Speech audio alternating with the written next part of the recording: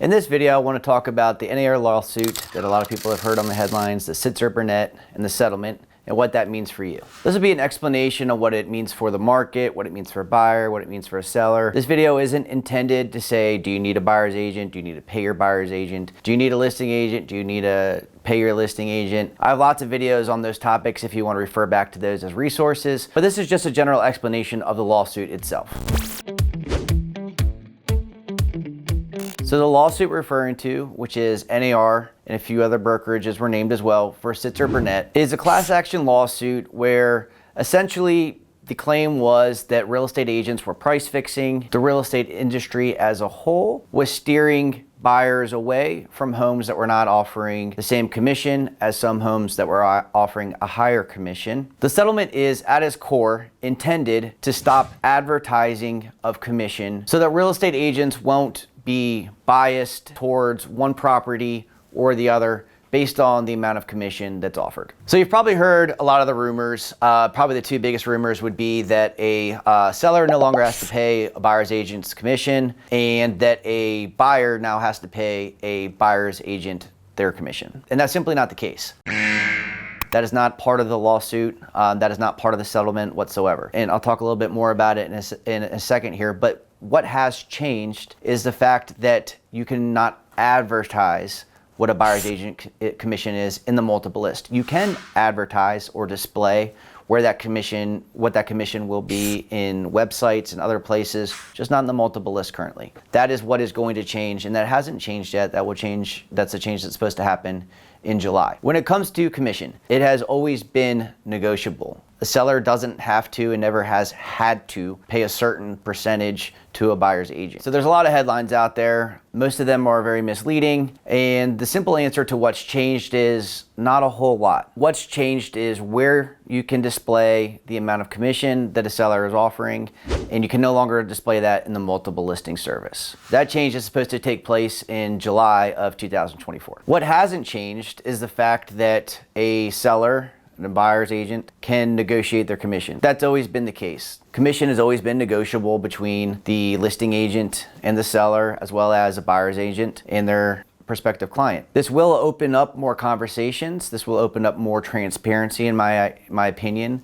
especially between buyers and their buyer's agent as far as exactly how they are getting compensated, how each scenario will play out. We'll talk a little bit more about that here further on in the video. So what does it mean for listing agents? What does it mean for sellers?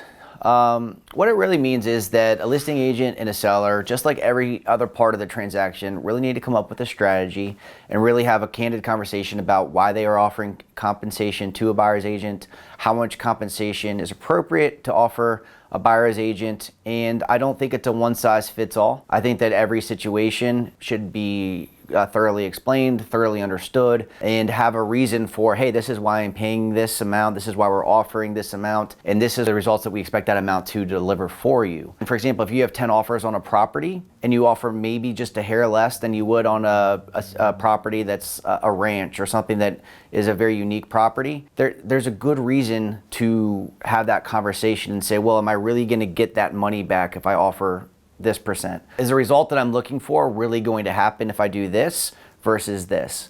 And the answer is going to have to be between you and your representative, because again, it's not a one size fits all for every house. There'll be other videos as far as why you should work with the buyer's agent, why you should work with the listing agent. But this video, again, isn't about what you should pay, who you should pay, and why you should pay them. It is simply just an explanation of what's happened and what's unfolding as far as the NAR lawsuit goes. So this lawsuit, if it's going to have an impact on anyone, it's going to have an impact more on buyers. Good, great, grand, wonderful.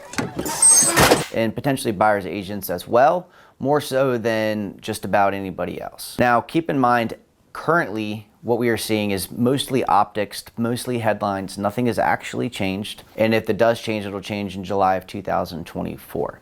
So currently, commission is still being offered in the multiple list and advertised in the multiple list. Currently, nothing has changed except for optics. And optics can be a good thing, optics can be a bad thing. In this scenario, I think the optics are actually a good thing in the sense that it's opening that conversation with buyers and their buyer's agent about how they're getting compensated, how the buyer's agent, what their duties are, why they should be compensated. And it creates more transparency. That part of it is good. Typically, the buyer's agent is compensated through the seller. That has been the case that we've seen for quite some time. I believe that will still be the case for quite some time. It could change. It might not change dramatically, but it could change a little bit as far as the amount that the seller's offering. It could change. Maybe maybe they'll offer nothing. Maybe they'll offer what's typical in the past. But we don't know that answer yet. Right now, we just have optics, and the optics of, oh, you no longer have to pay a buyer's agent. Well, that's always been the case in the sense that you've never had to pay anybody anything. Commission has always been negotiable. Do buyers need a buyer's agent? The answer coming from me, obviously I'm a realtor, so my answer is naturally going to be yes. But there's lots of reasons why my answer is yes, more so than just me being a realtor. And again, I want to refer back to my video of should you use a buyer's agent. That kind of lays out why you should use a buyer's agent and why sometimes maybe you don't need to, but in 99.9% of the time, there's going to be a good reason to use a buyer's agent. And now for a quick TV timeout. If you have any questions about the NAR lawsuit or real estate in general, please reach out. My phone number is 301-452-3245, and the rest of the information is below. And I'd love to be a trusted resource for all things real estate. So the impact this will have on the housing market is very little. There is nothing, nada, zip. Again, the headlines can be very misleading, saying that this will make housing more affordable, and that is just simply not the case. The housing market isn't dictated by commissions, it's dictated by supply and demand and the market conditions itself. So the commission that's being offered will have very, very, very little, and I would be willing to say almost zero impact on affordability.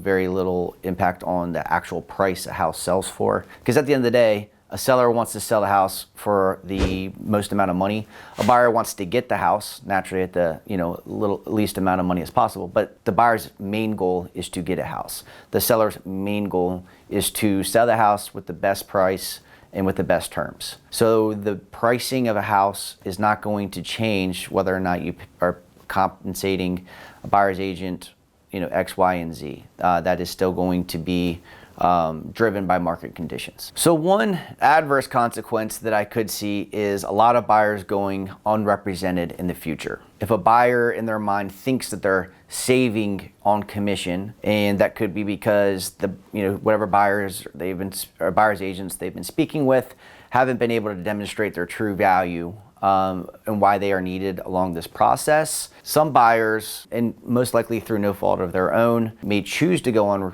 unrepresented. And then there's going to be some buyers, if they're sellers, that are offering no commission to buyer's agents, which again, I don't think is going to be the norm. I don't think that will be the standard, but let's just do a hypothetical. If hypothetically a seller is not offering any commission and a buyer wants to secure a home but can't afford to pay a buyer's agent that commission, then that buyer, let's say it's a first-time home buyer, is then going to go unrepresented against a listing agent, most likely a seasoned listing agent. For a team like myself where we sell a couple hundred homes a year and have been doing this for 10, 15, 20 years, we have a lot more experience. We are the professionals, and it's going to be an unfair fight. It's going to be unfair negotiation, if you will, against an unrepresented buyer, because that's what we do for a living. We know all the nuances of each situation. We know all the nuances of the contract, but again, it's going to be very lopsided. We're going to see people that are unrepresented, I think, more often than not, in scenarios where it's the people that need it the most. For example, veterans, when they're using a VA loan with 0% down, oftentimes they have to bring very little cash to a transaction. Or a first-time home buyer, they have to bring very little cash to a transaction. And the analogy that I think kind of applies here is if someone can't afford a lawyer, they're provided one, a public defender, right? In this scenario, if someone can't afford representation for a lawyer, then they won't be given one. It'll just be as if you're going to court without a public defender against some hotshot attorney that's going to have years of experience. The same thing is going to happen here, where unrepresented buyers, the ones that need it the most, potentially, first-time home buyers, veterans, people that really need that representation, could potentially be the ones that are hurt the most from this if they choose to not have a buyer represent them, or if they simply just can't afford to have a buyer's agent represent them. That is probably the biggest negative consequence that I currently see from the optics and what could unfold. Hopefully that doesn't happen, and hopefully there'll be some sort of way that we can navigate so that we can avoid that. But that would probably be the biggest adverse consequence of this whole settlement and lawsuit that I see, is that those that need that representation the most are the ones that may or may not be able to get that representation. In summary, what has actually changed is quite a bit less than are probably in the headlines right now. The actual tangible, real change is just the fact that you cannot advertise in the multiple list. You can advertise a commission in other places. You can put what is being offered in different websites, different places. That is totally fine, and that is part of the settlement. You just can't put it in one streamlined standard place, and that place would be the multiple list. That is the biggest change that has taken place. Thanks for watching. Be sure to like and subscribe, and I'll see you next time.